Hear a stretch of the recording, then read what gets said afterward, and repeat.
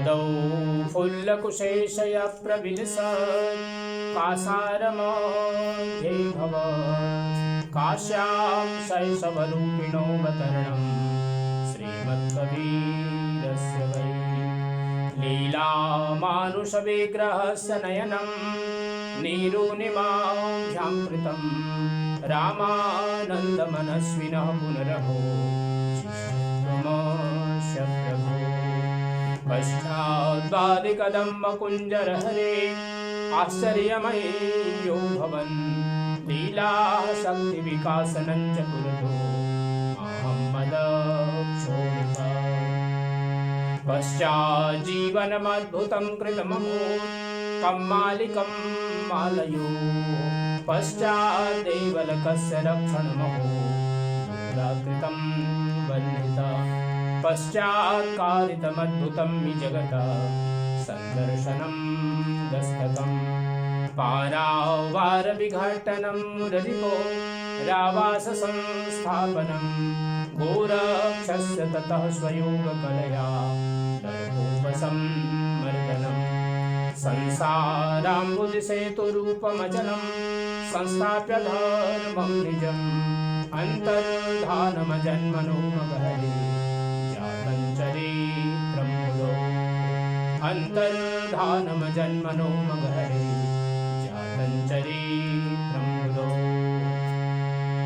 वन्दौ सत्यकबीरको चरणकमलशिरनाय जासु ज्ञानरविकरनिकर भ्रमतमदेतनसाय पूजा गुरु की कीजिए सब पूजा जयमाय जो जल सिंचय मूल करो शाखा पत्र खाय गुरु बिन ज्ञान न उपजय गुरु बिन मिलय न गुरु बिन ज्ञान न उपजय गुरु बिन मिलय न गुरु बिन संशय न मिलय जय जय जय गुरुदेव गुरु बिन संशय न मिलय जय जय जय गुरुदेव। प्रेम से बोली सदगुरु कबीर साहिब की जय सदगुरु कबीर साहिब की जय सदगुरु कबीर साहिब की जय।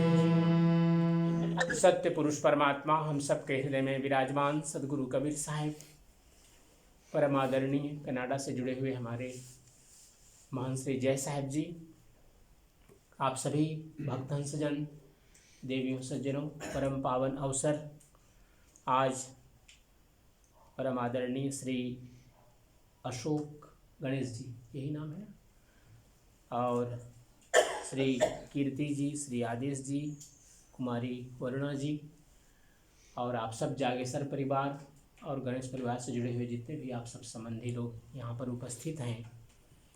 हम सब लोग सत्यलोक वासिनी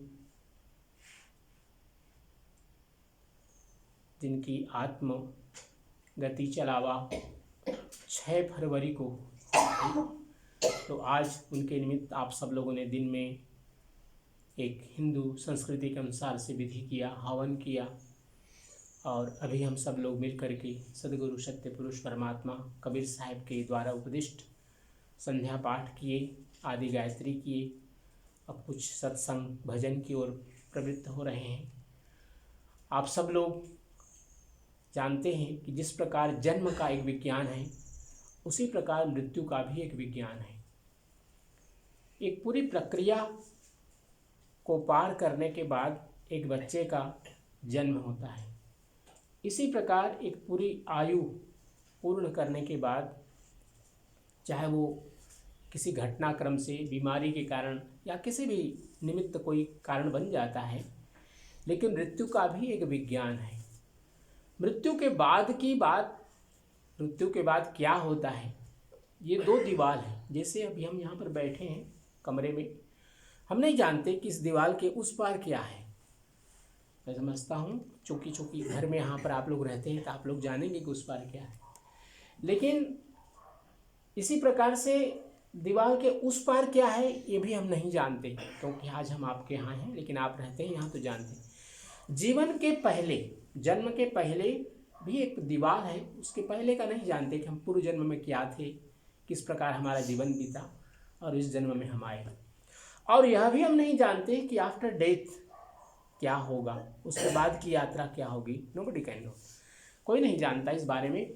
जो कुछ हमें मिलता है वो क्या मिलता है, धर्म ग्रंथ मिलते हैं, आप्त प्रमाण मिलते हैं, गुरुजनों के ग्रंथ मिलते हैं जो उन्होंने लिखा है कि मृत्यु के बाद क्या होता है। चाहे एक शरीर को हम जलाएं या उसको समाधि दें या जल प्रवाह करें, जल में समाधि दें, लेकिन शरीर नश्वर है। हम सब लोग जानते हैं शरीर नश्वर है, अर्थात परिवर्तनशील है। इस संसार में कोई भी वस्तु समाप्त नहीं होती, हर वस्तु परिवर्तित होती है। संसार का अर्थ होता है संसरण, परिवर्तन होना। एक चीज जब जन्म लिया तो नया नया बालक या बालिका धीरे धीरे जवान, युवावस्था, प्रौढ़ावस्था, वृद्धावस्था, फिर उसके बाद अवसान। ये एक प्रक्रिया है न केवल शरीर का बल्कि प्रत्येक वस्तु का, चाहे जड़ हो, चेतन हो, वृक्ष हो, पानी के अंदर रहने वाले जीव जंतु हो, सभी के साथ यही प्रक्रिया चलती है। हम जानते हैं कि समुद्र के अंदर कोरल होते हैं और वो भी नए, उसके बाद फिर कुछ दिन तक, उसके बाद वो समाप्त होते हैं। सभी के सभी सृष्टि में, पृथ्वी पर, इस प्लानेट पर जितनी भी चीज़ें हैं, कोई भी एक सत्य नहीं है। सत्य अर्थात स्थिर नहीं है, सब में परिवर्तनशीलता है, सभी चीज़ परिवर्तन होते हैं। हम सब लोग जो कल जिए हैं आज नहीं जी रहे हैं, कल क्या होगा ये अननोन है। हम सब कोई नहीं बता सकते कि कल हमारा एपिसोड लाइफ का क्या होगा। कल सवेरे हम उठेंगे सो करके, हम प्लानिंग करते हैं कि कल ये काम करना है, काम पर जाना है, उनसे मिलना है, जो भी योजनाएं बनाते हैं, प्लानिंग करते हैं, लेकिन कुछ योजनाएं पूर्ण होती हैं और बहुत सी रह जाती हैं। तो कल का चीज़ अननोन है। इसी प्रकार जीवन के पूर्व और जीवन के बाद जो कुछ भी है हम नहीं जान सकते उसके बारे में। हमने ज्योतिष पढ़ा, कह सकते हैं कि आदमी इतना साल जिएगा, इसके जीवन में ये समस्याएं आएंगी, जीवन में इसको ये ऊंचाई प्राप्त करने का अवसर मिलेगा, लेकिन वो 100% सत्य नहीं है, वो 100% ट्रूथ नहीं है वो। तो इसलिए जो कुछ हमारा जीवन है वह है वर्तमान, कल हमने बिता लिया है और कल के बारे में पता नहीं है। तो जो कुछ जीवन है वो आज है और अभी है। अभी क्या कर रहे हैं हम सब लोग, सत्संग में बैठे हैं, सत्य पुरुष परमात्मा के जो भजन हैं उनके बताए हुए जो साखियाँ जो संध्या पाठ में हैं, अभी हम लोगों ने उनका पाठ किया। तो सत्संग में बैठे हैं, अर्थात ये जो सत्संग है यही सत्य है। सत्य का अर्थ यह है कि ये जो वाणियाँ हैं ये कभी भी समाप्त नहीं होंगी। सभी सदगुरु कबीर साहब ने कहा कि शब्द न बिनसे बिनसे दे, शब्द सदा स्थिर रहते हैं, शब्द कभी मरते नहीं हैं। और शब्द का अर्थ एक तो अक्षर हो गया, ये जो हम बात कर रहे हैं लिखा हुआ है, लेकिन एक शब्द है जिसको साहब कबीर ने कहा कि वह परमात्मा शब्द है। और सुरति जब शब्द के साथ जुड़ती है, शब्द जब सुरति दोनों का योग होता है तब महायोग होता है। सामान्यतः हम लोग आसन को कहते हैं कि योग है, ये योग नहीं है, ये तो एक प्रकार का एक्सरसाइज है, एक व्यायाम है। लेकिन वास्तव में योग का अर्थ है जीवात्मा का परमात्मा से मिलन, अर्थात हमारी सुरति, क्योंकि मन के आगे चलने वाली वृत्ति को हम सुरति कहते हैं। और जब सुरति जुड़ती है उस परमात्मा शब्द के साथ में तब योग होता है, और तब उस मिलन से एक नई सृष्टि होती है, वह है मुक्ति का पथ।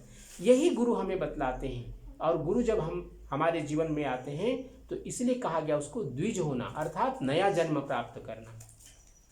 जन्म जन्म का सोवल मनवा दे सत शब्द जगा दीजिए, अर्थात एक शिष्य अपने गुरु से प्रार्थना करता है कि हे गुरुदेव, मैं अपने पिछले जन्मों में अंधकार में भटक रहा हूँ, पता नहीं कितने जन्मों से मैं इस प्रक्रिया में जुड़ा हुआ हूँ कि मैं जन्म लेता हूँ, मृत्यु को प्राप्त होता हूँ, फिर जन्म लेता हूँ, फिर मृत्यु को प्राप्त होता हूँ। आप ऐसा मार्ग बतला दें कि हमारा ये आवागमन का, भवचक्र का जो संशय है, जो कष्ट है, वो दूर हो जाए। और इसलिए ये गुरु परंपरा, कल हम सब लोगों ने, काफ़ी लोगों ने कल गुरु पूर्णिमा मनाई, परसों कुछ लोगों ने गुरु पूर्णिमा मनाई।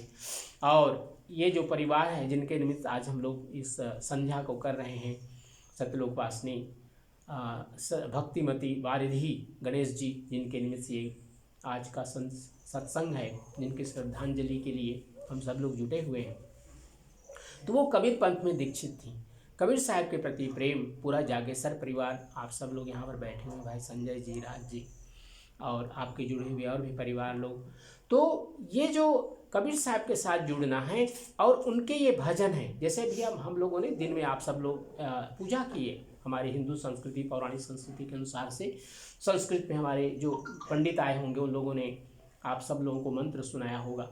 एक मंत्र जैसे हम आपको सुनावें, यज्ञेन यज्ञमयजन्त देवास्तानि धर्माणि प्रथमान्यासन्न तेहनाकं महिमानः सचन्त यत्र पूर्वे साध्याः सन्ति देवाः यो ब्रह्माणं विदधाति पूर्वं यो वै वेदांश प्रहिणोति तस्मै तमः देवमात्मबुद्धिप्रकाशं मोक्षुर्वै शरणमहं प्रपद्ये। हमने संस्कृत की ऋचा आप लोगों को सुनाई, कुछ समझ में आया? कुछ भी नहीं समझ में आया। कबीर साहब ने आज के 600 साल पहले, कबीर साहब के 625 वर्ष पूरे हो गए, कबीर साहब ने क्या किया, ये जो संस्कृत की ऋचाएँ हैं, मंत्र हैं, वेद मंत्र हैं, श्लोक हैं, या जो संस्कृत में कथाएं होती थी तब उस समय 600 साल पहले, सदगुरु कबीर साहब ने सोचा कि जब इन चीज़ों को व्यक्ति समझ नहीं रहा है तो आखिर उसको कहने का फ़ायदा क्या है। हम संस्कृत में बोले और आपको कुछ समझ में नहीं आए, जैसे आप क्रियोल में बोले और मुझको कुछ समझ में नहीं आवे। मुझको लगता है अगर कबीर साहब मॉरिशस में होते तो निश्चय ही वो अपना भजन क्रियोल में लिखते, क्योंकि लोगों को समझ में आनी चाहिए ना। तो कबीर साहब ने हिंदी भाषा को अपनाया, क्योंकि भारत में हिंदी सब लोग समझते हैं, चाहे किसी भी प्रांत का व्यक्ति हो। संस्कृत सबके बस की बात है, संस्कृत के लिए पढ़ना पड़ेगा, संस्कृत भाषा पढ़नी पड़ेगी। तो कबीर साहब ने इन श्लोकों में जो ज्ञान है, उपदेश है, भक्ति है, कर्मयोग है, उन सब को उन्होंने क्या किया, भजनों में डाल दिया। भजन के माध्यम से सबको समझ में आ गया। भजन है, साखी हैं, और इसी प्रकार से रमैनी आदि हैं, डोरी हैं, इनके माध्यम से ये ज्ञान, भक्ति और वैराग्य की जितने भी हमारे वेद में, वेदांत दर्शन में, उपनिषदों में जो भी ज्ञान था भरा हुआ, उसको कबीर साहब ने इन भजनों के माध्यम से हम सब लोगों को दिया। अभी हम लोगों ने संध्या पाठ किया, तो संध्या पाठ में जैसे ज्ञान गुदड़ी है, अष्टक है, इसके पहले विज्ञान स्तोत्र है, और भी जो भी चैप्टर्स हैं, दया सागर है, विज्ञान सूत्र है, तो इन सभी में अगर आप देखें तो कितना ज्ञान भरा हुआ है। खाली उसको पढ़ते समय नॉर्मली क्या होता है कि हम लोग पाठ करते समय केवल पाठ कर लेते, अगर उसके अर्थों को भी अगर ध्यान देते चले तो आपको लगेगा कि ये तो बहुत गंभीर विषय कबीर साहब ने इन चीज़ों में लिखा हुआ है। बहुत लोगों ने रिसर्च किया कबीर साहब के वाणियों पर, एक दो नहीं, हजारों की संख्या में थीसिस लिखे गए हैं, और आज भी हजारों लोग कबीर साहब के वाणियों पर रिसर्च कर रहे हैं। उनके लिए कबीर साहब के विषयों को लेकर के वे जानना चाहते हैं कि कबीर साहब जो कि कभी स्कूल नहीं गए, किसी विद्यालय में नहीं गए, किसी यूनिवर्सिटी में नहीं गए, कैसे इतनी जानकारी उनके पास में थी। जो एक संस्कृत के जानकार व्यक्ति जो कहता हो कि चारों वेदों को मैं जानता हूँ, वह भी नहीं जान सकता कबीर साहब के वाणियों को पूरी तरह से। हम इतने वर्षों से कबीर साहब के एक पंथ में जुड़े हैं, एक कनिहार महंत के रूप में, लेकिन अगर मुझसे भी कहा जाए कि आप सभी कबीर साहब के सभी आप ग्रंथों को या सभी भजनों को आप बता सकते हैं, असंभव है, इम्पॉसिबल। क्योंकि कबीर साहब की वाणियाँ कहते हैं जितनी गंगा में रेती है, बालू है, जिसाब, कबीर साहब की इतनी वाणियाँ हैं। कुछ गिने चुने ग्रंथ हैं जिसमें हम कबीर साहब के वाणियों को पढ़ते हैं, लेकिन कबीर साहब की वाणियाँ अनंत हैं, अनंत है, कोई उसको काउंट नहीं कर सकता, कोई उसको एक ग्रंथ में बांध नहीं सकता। कबीर साहब की वाणियाँ जैसे हम लोग बीजक पढ़ते हैं, साखी ग्रंथ पढ़ते हैं, शब्दावली पढ़ते हैं, सागर ग्रंथ पढ़ते हैं, लेकिन सभी वाणियाँ कबीर साहब की इसमें समाहित नहीं है। नए नए भजन सुनने को मिलते हैं, कभी भोजपुरी भाषा में, मैथिली भाषा में, लेकिन इन भजनों के माध्यम से जो कबीर साहब ने कहना चाहा है वो यही है कि हम सब लोग आपस में प्रेम से रहें, अपने जीवन के मूल्य को समझें। क्योंकि जो हम चिंतन कर सकते हैं, जिस बारे में विचार कर सकते हैं, पशु पक्षी नहीं कर सकते। एक अनमोल अवसर मिला है ये मानव जीवन, खाना पीना सोना, वंश की वृद्धि करना और इसके बाद जीवन को समाप्त कर लेना। हम लोगों ने पिछले 84 लाख योनियों में यही किया है, लेकिन अब अवसर आया है कि हम मुक्ति की ओर बढ़ें, धर्म के मार्ग की ओर बढ़ें, भक्ति के मार्ग की ओर बढ़ें, ज्ञान के मार्ग की ओर बढ़ें और समझें कि यह जीवन हमें क्यों मिला है। यही अध्यात्म है, यही धर्म है। कर्मकांड आवश्यक है, कर्मकांड जरूरी है कि कर्मकांड से हमारी आत्म शांति मिलती है। जिस आत्मा के लिए आपने पूजा पाठ किया, हवन किया, जो भी विधि हमारे गुरुजनों ने किया, उससे आत्म शांति आपके परिवार को भी, घर को भी और उस आत्मा को भी जिनके निमित्त से ये विधियाँ की जाती हैं। तो आइए एक भजन करते हैं और उसके बाद एक दो शब्द और समय को ध्यान में रखते हुए। ऑलरेडी आप लोग काफ़ी थके हुए होंगे। बिनवत हूँ कर जोर के सुन गुरु कृपा निधान। संतन को सुख दीजिए दया गरीबी ज्ञान। संतन को सुख दीजिए दया गरीबी ज्ञान। प्रेम से बोली सद्गुरु कबीर साहेब की जय।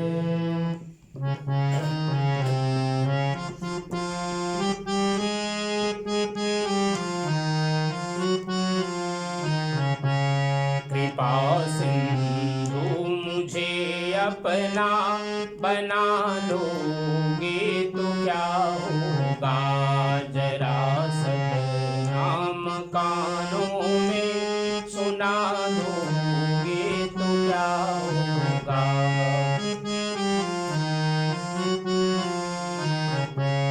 दया करने को जीवों पर जो तुम दुनिया में आए हो, जो तुम दुनिया में आए हो। दया करने को जीवों पर जो तुम दुनिया में आए हो, जो तुम दुनिया में आए हो। मेरी भी तरफ एक दृष्टि, मेरी भी तरफ एक दृष्टि झुका दोगे तो क्या होगा। कृपा सिंधु मुझे अपना बना दोगे तो क्या होगा।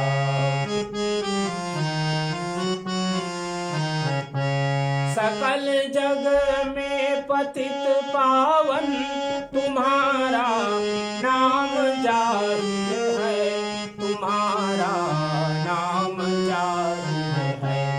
सकल जग में पतित पावन तुम्हारा नाम जाहिर है, तुम्हारा नाम जाहिर है।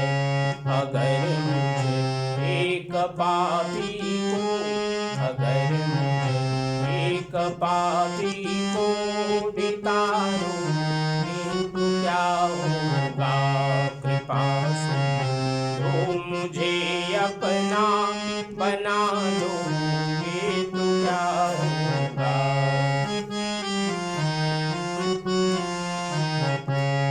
अखंडित ज्ञान की धारा वर्षा के परम सुखदाई, वर्षा के परम सुखदाई। अखंडित ज्ञान की धारा वर्षा के परम सुखदाई, वर्षा के परम सुखदाई। प्रबल जय ताप की अग्नि, प्रबल जय ताप की अग्नि बुझा दोगे तो क्या होगा। कृपा सिंधु मुझे अपना बना दोगे तो क्या होगा।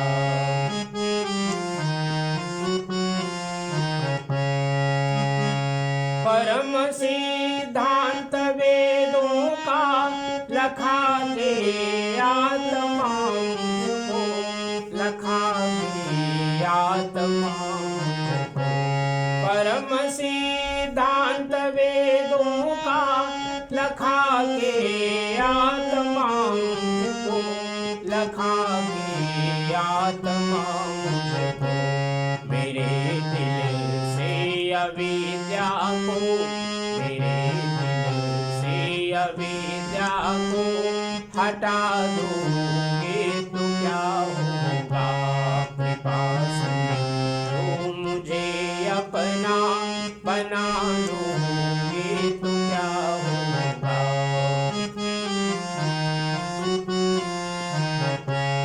कई मुद्दत से गोते खा रहा हूँ मैं विचारों में, रहा हूँ मैं विचारों में।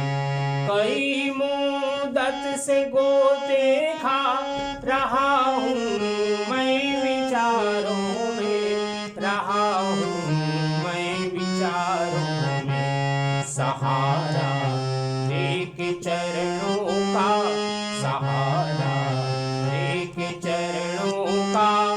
बचा लोगे तो क्या होगा, कृपा सिंधु मुझे अपना बना लोगे तो क्या होगा।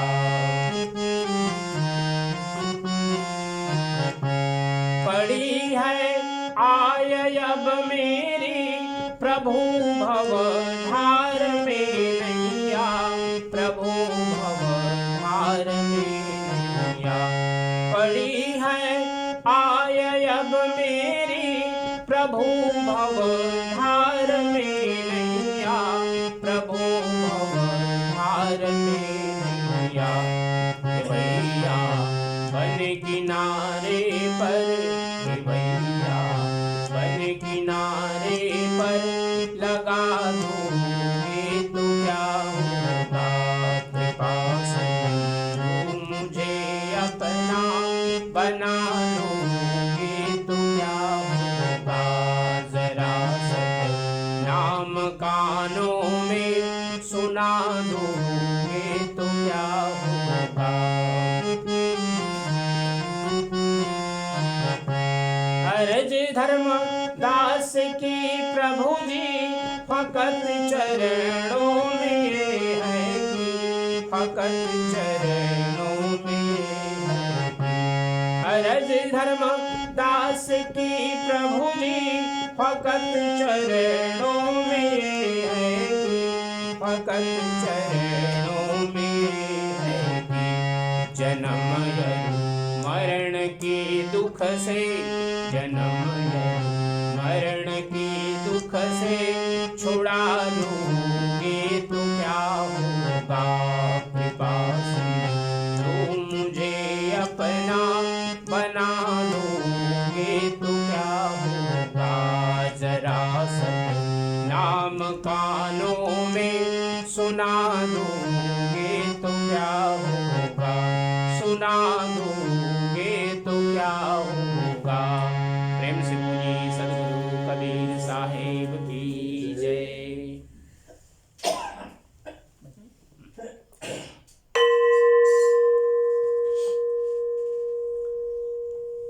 धनी धर्मदास साहेब कबीर साहब के बहुत शिष्य हुए, लेकिन उसमें से धनी धर्मदास साहब का नाम हम लोग बार बार लेते हैं। धनी धर्मदास साहेब के एक पुत्र थे। जब कबीर साहब से और धनी धर्मदास साहब का मिलन होता है, नारायण दास जी, धनी धर्मदास साहेब बांधवगढ़ के राजा के मुख्य श्रेष्ठी थे, सबसे धनवान व्यक्ति वहाँ थे उस राज्य में। सदगुरु कबीर साहब से मिलने के पहले धनवान थे, व्यापारी थे। जब कबीर साहब से मिले तो सदगुरु कबीर साहब के ज्ञान और भक्ति की बातों को सुनकर धनी धर्मदास साहब इतने प्रभावित हुए कि उस समय, आज के लगभग 550 साल पहले की बात है, उस समय 56 करोड़ 56 बिलियंस नो, एक बिलियन में, 1 करोड़ में 10 बिलियन होते हैं, 10 बिलियन होते हैं, ठीक है ना। तो 56 को अगर 10 से मल्टीप्लाई करें तो कितना होगा, 5060 ना बिलियन, 560 बिलियन का उस समय उनके पास संपत्ति थी, और सब सदगुरु कबीर साहब के चरणों में समर्पित कर दिया उन्होंने। केवल क्या प्राप्त करने के लिए कि सत्य नाम का महामंत्र उन्हें कबीर साहब से प्राप्त हो जाए, क्योंकि उन्होंने देखा उनके पूर्वज संपत्तिशाली थे, महल था उनके पास में, लेकिन धर्मशाला जैसे एक व्यक्ति जन्म ले रहा है, रह रहा है, फिर मृत्यु को प्राप्त कर रहा है। धर्मशाला का मतलब है आने और जाना, लेकिन सत्यनाम के महामंत्र को प्राप्त करने के लिए सदगुरु के चरणों में उन्होंने सारी संपत्ति, 56 करोड़ की संपत्ति सदगुरु के चरणों में समर्पित किया कि साहब ये संपत्ति आप जो चाहे करें, लेकिन हमें सत्यनाम का महामंत्र आप दान दें, जिससे कि ये जीवन का भवचक्र समाप्त हो जाए। हम सब लोग भी चूँकि उसी परंपरा में हैं, सदगुरु के चरणों में समर्पित हुए हैं। निश्चय ही धन की आवश्यकता है, धन के बिना हमारा जीवन नहीं चल सकता है। ये सत्संग भी करेंगे तो धन चाहिए उसके लिए। तो धन को एक सीमित जीवन में मोह, उसके साथ आसक्ति के साथ जोड़ें, लेकिन सदा ध्यान रखें कि ये धन एक दिन छूटेगा, परिवार छूटेंगे, घर छूटेगा, गाड़ी छूटेंगे, परिवार छूटेंगे, लेकिन हम सब लोगों के साथ एक चीज़ जो सदा रहेगा, हम सत्य लेकर के आए थे और वो सत्य लेकर के वापस हमें जाना है। ये यात्रा समाप्त न होने पाए, यही सदगुरु कबीर साहब ने नरेंद्र रामदास साहब को उपदेश दिया। आइए एक भजन, सदगुरु कबीर साहब ने कहा कि गुरु के जीवन में आने से क्या होता है, ये सदगुरु कबीर साहब इस भजन के माध्यम से बतला रहे हैं। प्रेम से बोलिए सदगुरु कबीर साहिब की जय।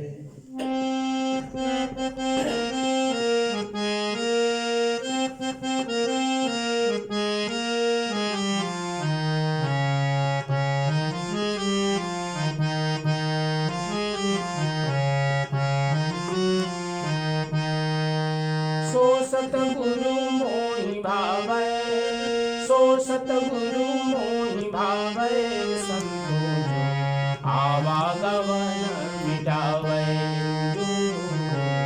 आवागमन मिटावै।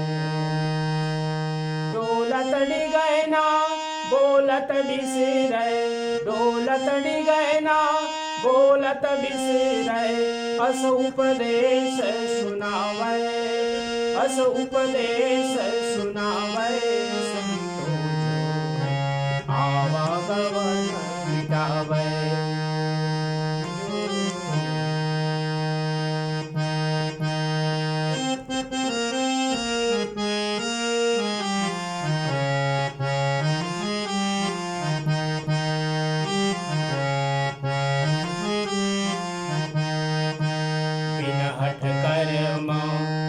सो न्यारा, बिन हठ कर्म त्रिय सो न्यारा, सहज समाधि लगावै, सहज समाधि लगावै।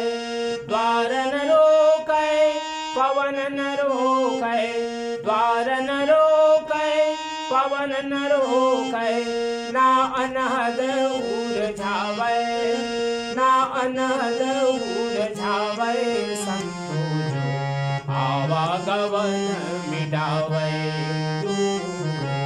आवागमन मिटावै।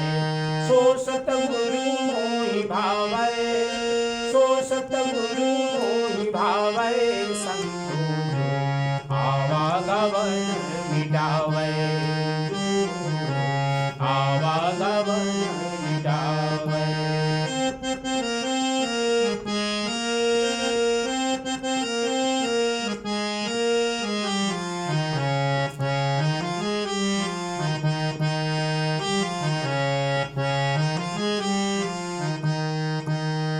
मन जहाँ जाए तहाँ निर्भय, ये मन जहाँ जाए तहाँ निर्भय, समता से ठहरावै, समता से ठहरावै। कर्म करे और रहे अकर्मी, कर्म करे और रहे अकर्मी, ऐसी बतावै, संतो जो आवागमन मिटावै, आवागमन मिटावै।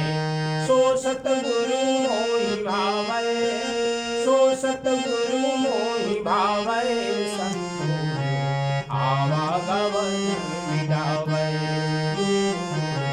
आवागमन मिटावै।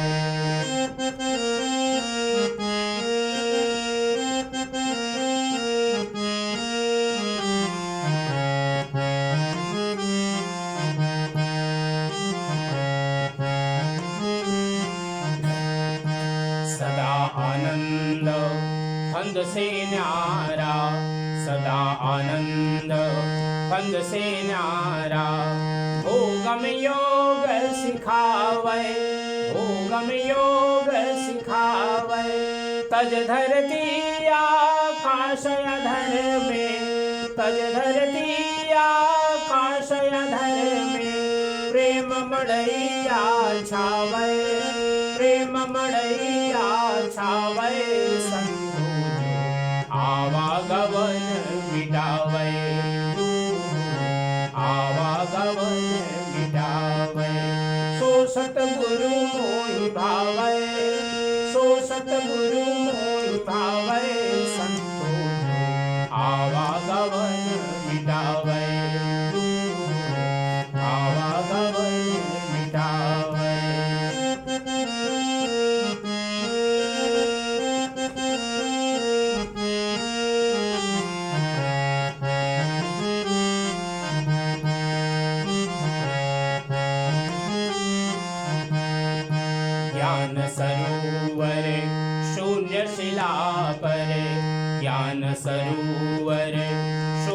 शिला पर आसन अचल जमावै, आसन अचल जमावै। कहीं कबीर सतगुरु सोई साचा, कहीं कबीर सतगुरु सोई साचा। घट में अलख लखावै, घट में अलख लखावै।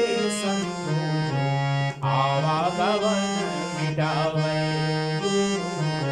आवागमन मिटावै। डोलत डिगै ना बोलत बिसरै, डोलत डिगै ना बोलत बिसरै। अस उपदेश सुनावै, अस उपदेश सुनावै।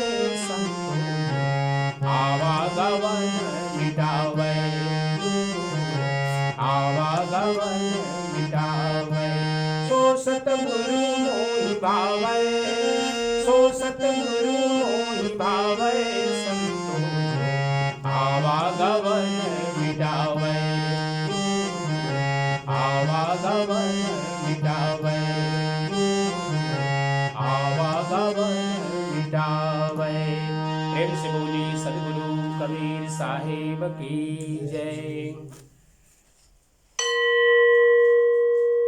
सद्गुरु कबीर साहिब ने बतलाया कि कैसे एक गुरु के आने से जीवन बदलता है, जीवन में परिवर्तन आते हैं। किस प्रकार से? एक नदी की धारा है, बहती जा रही है। किधर बहेगी? जिस तरफ नीचा होगा, है ना, पानी उस तरफ बहेगा। जिधर पानी, जैसे भी हम एक गिलास पानी गिराएं तो उस तरफ पानी जाएगा, जिस तरफ ढाल होगा, स्टिक होंगे, उधर जाएंगे पानी। तो जीवन की धारा उस ओर जाती है जहाँ हमारा मन जाता है। मन कहाँ जाएगा? माया की ओर बढ़ेगा। माया क्या है? जो हमारे आँखों को प्रिय है, जो हमारे कानों को प्रिय है, जो हमारे जिह्वा को प्रिय है, अर्थात हमारे ज्ञानेंद्रियों को जो प्रिय है, उस ओर अगर हम प्रवृत्त हो रहे हैं, अर्थात हम माया की ओर प्रवृत्त हो रहे हैं। लेकिन जब गुरु आते हैं तब बतलाते हैं, और क्या कहते हैं? हर दृष्टि जो हम देख रहे हैं वो शुभ हो या अवश्य नहीं है। इसी प्रकार जो कुछ हम सुन रहे हैं वह भी मंगलकारी हो, यह भी आवश्यक नहीं है। ऐसे ही जो कुछ हम खा रहे हैं वह भी हमारे जीवन के लिए सही है, ठीक है, स्वास्थ्यकर है या वो अनिष्टकारी है, इसका निर्णय विवेक के द्वारा। तो गुरु हमें यही बतलाते हैं कि हमारा जीवन सब कुछ करते हुए कैसे एक पूजा बन सकता है। जैसे आप बैठे हैं, आप स्थिर बैठे हैं, कान आप हमारी वाणी को सुन रहे हैं, आँखों के माध्यम से हमें देख रहे हैं, एक दूसरे को देख रहे हैं, सद्गुरु का दर्शन कर रहे हैं। तो हमारे ज्ञानेंद्रियां जिस ओर प्रवृत्त होती हैं, विवेक उसी ओर, मन उस ओर जाता है। और मन का सदा प्रवाह किस ओर होता है? वह है संसार की ओर, क्योंकि ये आँखें दी ही गई हैं कि हम संसार को समझें, देखें, उसको अनुभव करें। इसीलिए ज़्यादा से ज़्यादा हमारे काम आँखें करती हैं, और आँखों के माध्यम से ही हम धर्म कर्म में भी प्रवृत्त होते हैं। हम टेलीविज़न के माध्यम से, मोबाइल के माध्यम से शुभ जितने भी हमारे सत्संग आदि हैं, कथा आदि हैं, या जो अन्य कार्यक्रम हैं जो धर्म से जुड़े हुए हैं, अध्यात्म से जुड़े हुए हैं, उनको हम देखते हैं और कानों से श्रवण करते हैं। तो जब हमारा मन अध्यात्म की ओर प्रवृत्त होता है तब हमारी गति उन्मुनी होती है, अर्थात हम अब मीन मार्ग अर्थात उल्टे मार्ग, जो जल का प्रवाह था नदी का, हम उससे अब उल्टे की ओर बह रहे हैं और ये जानने का प्रयास करते हैं कि जीवन में क्या आवश्यक है और किन चीज़ों को हम छोड़ सकते हैं जिनकी कोई आवश्यकता नहीं है। अब जैसे एक व्यक्ति को आदत पड़ गई, एडिक्ट हो गया कि एक सीरियल देखता है, ठीक है, बचपन से जवानी से कितने सीरियल हम लोगों ने देखे, कितने फिल्म देखे, रोज़ समाचार हम लोग सुनते हैं। कोई चेंज आया लाइफ में उस सीरियल को देखने से? कोई चेंज नहीं आएगा। रोज़ समाचार सुनते, कोई हम उस पर कुछ कर सकते हैं? कुछ पता नहीं चलता है। लेकिन जीवन में अगर हम अपने काम करते हैं, नौकरी करते हैं, द्रव्य कमाते हैं, तो हमारा घर का विकास होता है, परिवार का विकास होता है। ऐसे ही एक विद्यार्थी स्कूल में जाता है पढ़ने के लिए, जो जो सब्जेक्ट पढ़ता है उससे उसके ज्ञान की वृद्धि होती है, उस विषय के बारे में वो पारंगत हो जाता है, जानकारी उसकी स्पेशलिस्ट हो जाता है, उसके बारे में जान जाता है। तो आवश्यकता इसी चीज़ की है कि जो कुछ हम करें वो सार्थक हो, कभी कभी बहुत सी बातें ऐसी होती हैं जिनका जीवन में कोई आवश्यकता नहीं है, हम उसको रोज़ किए जा रहे हैं, रोज़ किए जा रहे हैं, और उसको छोड़ दें तो समय की भी बचत हो सकती है, और हो सकता है उस समय का हम दूसरा सदुपयोग कर सकते हैं। तो यही सदगुरु कबीर साहब कह रहे हैं कि हमारे जीवन के कर्म कैसे एक पूजा का रूप ले सकता है। भोजन बना रहे हैं, मन में ध्यान लगाएं कि हमें से सदगुरु को भोग लगाना है, परमात्मा को भोग लगाना है, तो वो भोजन बनाना आपका पूजा हो जाएगा। अगर आप मंदिर की ओर जा रहे हैं, सत्संग की ओर जा रहे हैं, मन में ध्यान में आज सत्संग सुनना है, आज मंदिर में दर्शन करने जाना, एक पूजा में जाना है, कथा में जाना है, तो आपका वो चलना परमात्मा की परिक्रमा हो जाएगी। इसी प्रकार जितने भी आपके कर्मेंद्रियां हैं, जिनसे हम कर्म करते हैं, वो सारी की सारी क्रियाएं गुरु की कृपा से, गुरु के बताए हुए उपदेश से, ये सभी हमारे जीवन में यही कार्य जो हम सहज रूप में पहले करते थे, उसके बारे में हम कोई विवेक उसके साथ नहीं जोड़ते थे, अब वही कार्य हमारे लिए पूजा बन गए हैं। उठना, सोना, जागना, सभी कार्य हमारे लिए एक पूजा का रूप धारण कर लेता है।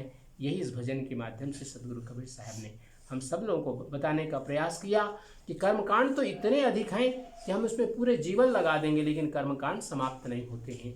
तो सदगुरु कबीर साहब के इन विचारों को हम अपने जीवन में धारण करें कि हम अपने जीवन के जो लक्ष्य हैं उनको भी पूर्ति करें, परिवार के लिए, अपने लिए, समाज के लिए, देश के लिए, साथ साथ जो हमारा वैयक्तिक जो आध्यात्मिक जीवन है उसको हम भूलें नहीं, उसका भी सदा स्मरण रखें। ये सदगुरु कबीर साहब का उपदेश है। 5:30 हो गया है, बस करें या एक भजन और करें?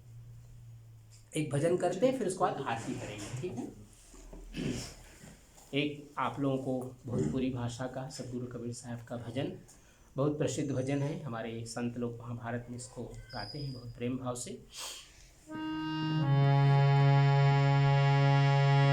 प्रेम प्रेम सब कोई कहे, प्रेम न चिन्है कोई। प्रेम प्रेम सब कोई कहे, प्रेम न चिन्है कोई। जा मारग साहिब प्रेम कहावै सो। मुँह में तो में सर्व में जहाँ देखूं तहाँ राम। मुँह में तो में सर्व में जहाँ देखूं तहाँ राम। राम बिना छिन कहूँ सरै नहीं कहूँ काम। राम बिना छिन कहूँ सरै नहीं कहूँ काम। प्रेम से बोली सदगुरु कबीर साहेब की जय। सदगुरु कबीर साहब इस भजन के माध्यम से हम सब लोगों को यही समझा रहे हैं कि सबका शरीर एक समान है, स्त्री हो पुरुष हो, है ना। अंगों में फर्क हो सकते हैं, क्योंकि स्त्री को माँ बनना है, उसे एक जन्म, एक नया जीवन प्रदान करना है, पिता का जो शरीर है उसके अनुसार से। लेकिन जो हमारा 5 तत्व है बिल्कुल समान है, स्त्री में पुरुष में। इसी प्रकार 3 तत्व हैं, 3 गुण हैं, सत रज तम। तो इसी से हमारा पूरा जीवन चलता है, और ये ज्ञानेंद्रियाँ और कर्मेंद्रियाँ हम सबके जीवन के साथ जुड़ा हुआ है। मन, वचन और कर्म, प्रत्येक कर्म के साथ जुड़ा हुआ है। इस भजन के माध्यम से सदगुरु कबीर साहब यही कह रहे हैं, कोई अंतर नहीं है किसी में, सब एक समान परमात्मा ने हम सब लोगों को इस संसार में भेजा है। देखें कि हम जीवन में क्या कर रहे हैं और क्या करना चाहिए।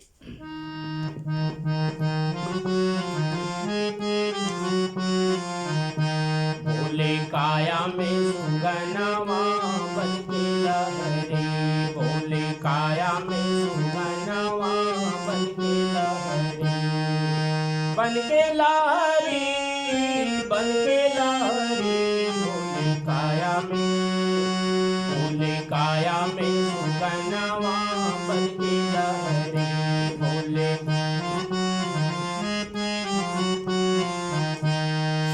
पिंजड़ा 3.5 हाथ का तामे सुना बोले। पिंजड़ा 3.5 हाथ का तामे सुना बोले। कभी कभी मस्ती में आके, कभी कभी मस्ती में आके दिल का जौहर खोले। डोले सनवायो बिहनवा बन के लहरे। डोले सनवायो बिहनवा बन के लहरे। बन के लहरी, बन के लहरी। बोले काया में, बोले काया में सुगनवा बन के लहरी। बोले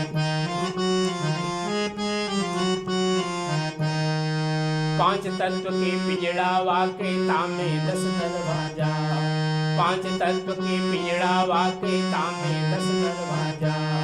मध्य सभा में लगा के आसन, मध्य सभा में लगा के आसन बोले, मध्य सभा में लगा के आसन बैठे बन के राजा,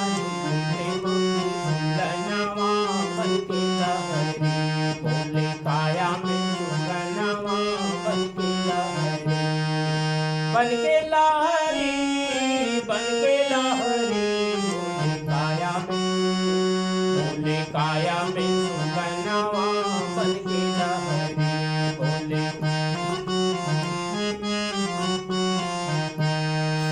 अपन सेवा के खातिर को राखे नौबत रानी, आपन सेवा के खातिर में राखे नौबत रानी।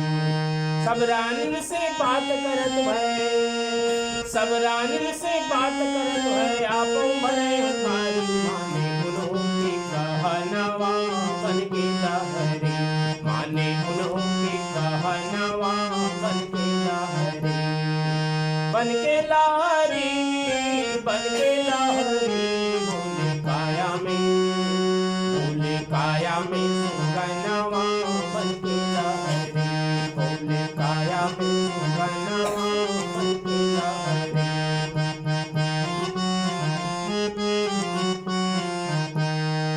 कहे कबीर हो जा दिन सुगना पिंजड़े से उड़ गई है, कहे कबीर हो जा दिन सुगना पिंजड़े से उड़ गई है।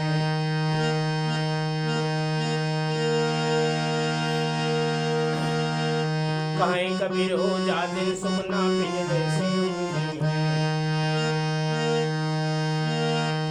यमराजा के हाथ में पड़कर, यमराजा के हाथ में पड़कर आंसुओं से मुख धोए है, आपने हो बेगनवा, बन के लहरी कोई है, आपने हो बेगनवा, बन के लहरी, बन के लहरी, बन के लहरी काया में, बोले काया में सुगनवा, बन के लहरी बोले काया में सुगनवा, बन के लहरी बोले काया में सुगनवा, बन के लहरी। प्रेम से बोली सद्गुरु कबीर साहिब की जय, सब संत भक्त समाज की जय, सत्यलोकवासी आत्मा की जय।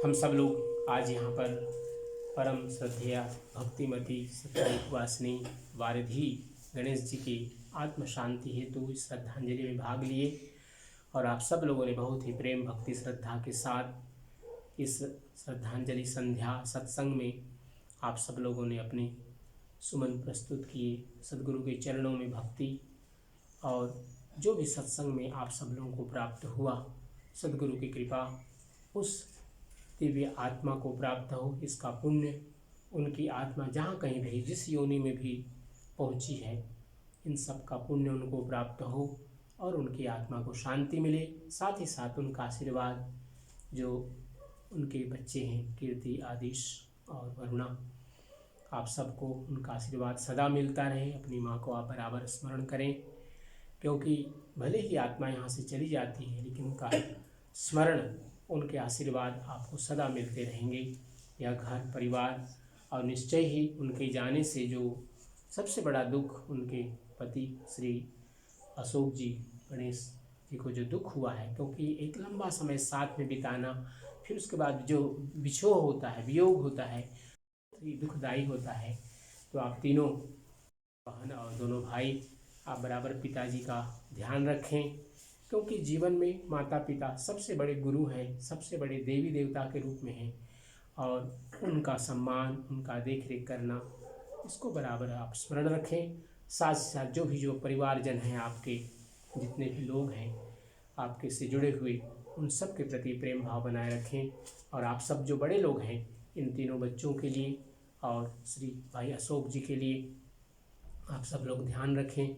यही सद्गुरु से प्रार्थना करते हुए कि आप सबका जीवन सुखी हो, मंगलमय हो, स्वस्थ रहें, आप सब यशस्वी बने, सदगुरु की कृपा आप सब लोगों पर सदा बनी रहे, यही सदगुरु से प्रार्थना करते हुए प्रेम से बोलिए सदगुरु कबीर साहेब की, साहेब बंदगी, साहेब बंदगी, साहेब।